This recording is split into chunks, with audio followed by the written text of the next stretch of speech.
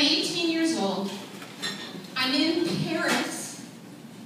It's my last day of a week there with my mom.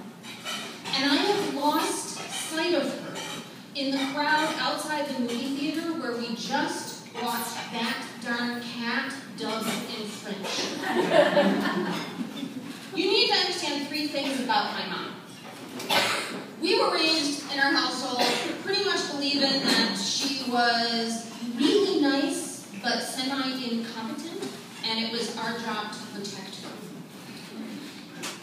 My mother's driving force in her life was safety at all times. And the most exotic place we had ever been before this trip was Dubuque. What this means is that my mother was very worried about getting lost in a strange city at night. And there is no city stranger than Paris. So she decided that for safety, we had to be back in our hotel room every night. We would not go out at night. Now, in July, in Paris, it doesn't get dark till about 10 o'clock at night.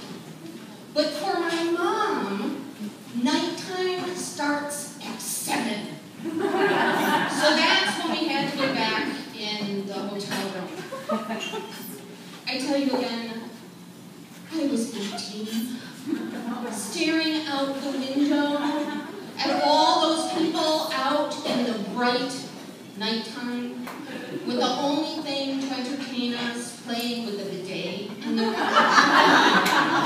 my mom did make one exception. We went to the Lido nightclub. It was part of a package tour, and my mom had been a dancer. She had studied dance with Rita Hayworth's And if you're not old enough to be impressed, just trust me. My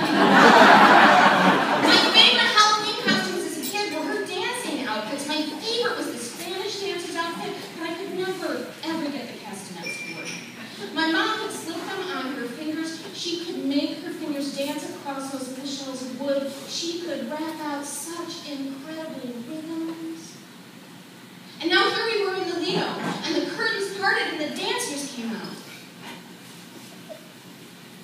I had seen breasts before, but I had never seen so many of them all in a row, in bouncing, in unison, with my mother. Well, my mother's a very practical woman, and she'd been a dancer. She said, "Oh, those poor girls. They have no support. That must be so painful." And then after 10 minutes, she leaned over and she said, "You know, after about 10 minutes, you don't even notice." I noticed for the whole night. And now, the next afternoon, our last afternoon, standing outside the movie theater, I'm noticing something else. I'm noticing that in that crowd where my mother has disappeared, an open, circled space is forming. And I look, because I want to see if something really French is happening. And there's a man standing in the center of that circle. He has on a tattered, dirty raincoat with all these pockets in it, and he's waiting for someone to cross the circle. And when they get in range, he reaches into one of those pockets and he pulls out an enormous live brown rat. And he throws it at the person. And it hits him in the chest or in the stomach, drops to the ground, runs back, jumps back into his pocket, and that person's left frozen there because what do you do after you've been hit with a live brown rat?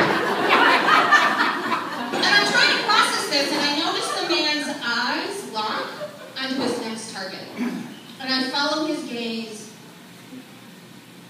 and it is my mother.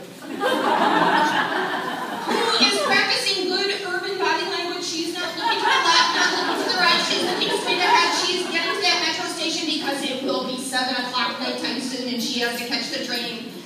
And all she sees is an open space where there are not pickpockets, and she does not see that man. And I am thrown into slow motion. I start pushing my way through the crowd. I want to yell to her, "Mom! Mom! The rat! The rat!" And I get to her just as those whiskers are peeking up out of the pocket, and I grab her by the shoulders and I throw her to safety off the curb into the street escaped into a puddle. But I have been quick. I got there before she ever saw that man. So all she knows is that her daughter has just tackled her and thrown her into the street.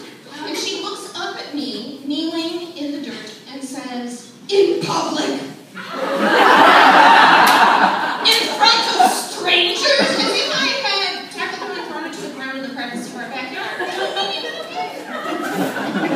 And years later, I gotta tell you, I think I could have handled it differently. Who is to say that my mother could not handle this? We had lost sight of who my mother really was. The woman who learned to drive at 48 when my father died, learned to balance a checkbook, went back to work. The woman who handled everything life threw at her, and who is not to say that she could not handle a flying rat too. And one of the best things about storytelling is that you can make a different ending, and this is the ending this story should have. That man reaches into his pocket, he pulls out that rat. My mother snips open her clutch purse and takes out her castanets. She slips them on her hands and she starts to rap out a tune on those castanets, and the rat cannot stand it. It jumps to the ground. It is my fantasy, so it has a tuxedo, a little hat, and a cane, and it starts to tap dance. And all those people waiting in line to see that darn cat dubbed in French, then do not go home and talk about those two crazy American women who are throwing each other into the street. No. They talk about that woman who has so much music in her that she can even make the rat